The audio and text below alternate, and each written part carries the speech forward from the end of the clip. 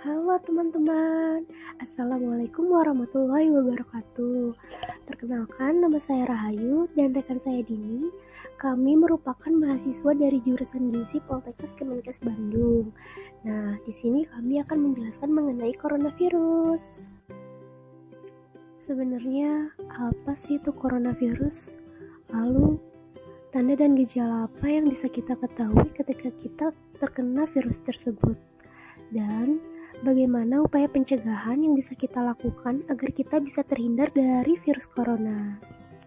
Coronavirus merupakan keluarga besar virus yang menyebabkan penyakit mulai dari gejala ringan sampai berat. Ada setidaknya 2 jenis coronavirus yang sudah diketahui terlebih dahulu, seperti MERS dan SARS. Baru-baru ini diketahui jenis virus baru yaitu coronavirus disease atau COVID-19. Virus corona merupakan jenis zoonosis, yang mana penularannya terjadi antara hewan dan manusia. Penelitian menyebutkan bahwa pada SARS terjadi transmisi dari kucing luwak ke manusia, sedangkan pada MERS terjadi transmisi dari unta ke manusia. Kelelawar, tikus bambu, unta, dan musang merupakan tempat tinggal utama coronavirus. Coronavirus pada kelelawar merupakan sumber utama untuk kejadian SARS dan MERS. Coronavirus bersifat sensitif terhadap panas.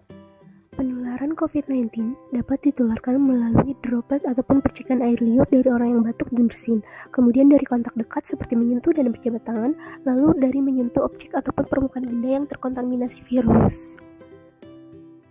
Berikut ini terdapat gejala klinis yang ditimbulkan dari virus corona.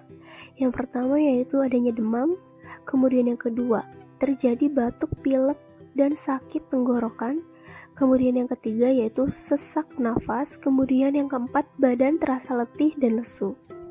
Masa inkubasi yang terjadi pada coronavirus ini yaitu rata-rata 5-6 hari, dan yang paling lama yaitu bisa sampai 14 hari. Pada kasus COVID-19 yang berat, dapat mengakibatkan beberapa penyakit seperti pneumonia, kemudian sindrom pernapasan akut, dan bahkan kematian. Coronavirus dapat kita cegah dengan cara yang pertama, mencuci tangan menggunakan air dan sabun. Kemudian yang kedua, hindari menyentuh mata, hidung, mulut menggunakan tangan yang belum dicuci. Kemudian yang ketiga, sebisa mungkin menghindari kontak dengan orang yang sakit.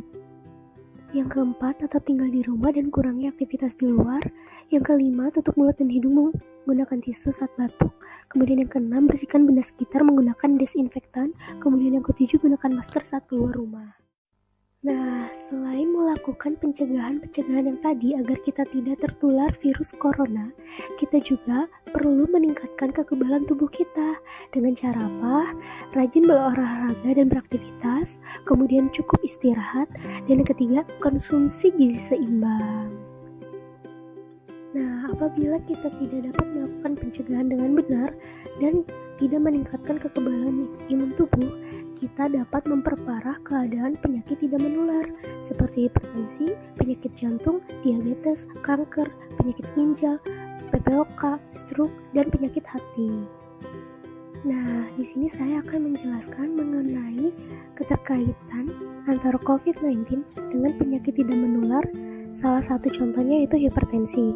Dan diet seperti apa yang baik jika ditinjau dari sudut gizi. Hipertensi merupakan suatu keadaan di mana tekanan darah sistolik sama dengan atau di atas 140 mmHg dan tekanan darah diastolik sama dengan atau di atas 90 mmHg. Penyebab hipertensi dapat diklasifikasikan menjadi 3, yaitu hipertensi esensial, kemudian hipertensi primer, dan yang ketiga hipertensi sekunder.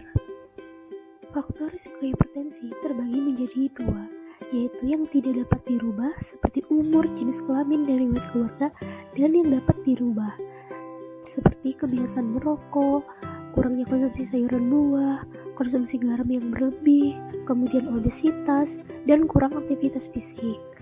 Terdapat beberapa gejala hipertensi seperti sakit kepala, pusing, jantung berdebar-debar, sakit dada, gelisah, penglihatan kabur, dan mudah lelah.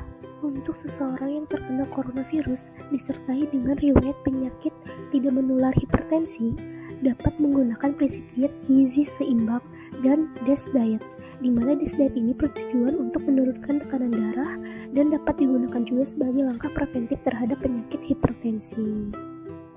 Berikut ini merupakan tumpeng gizi seimbang. Di sini terdapat berapa porsi makanan yang harus kita konsumsi dan aktivitas apa saja yang bisa kita lakukan.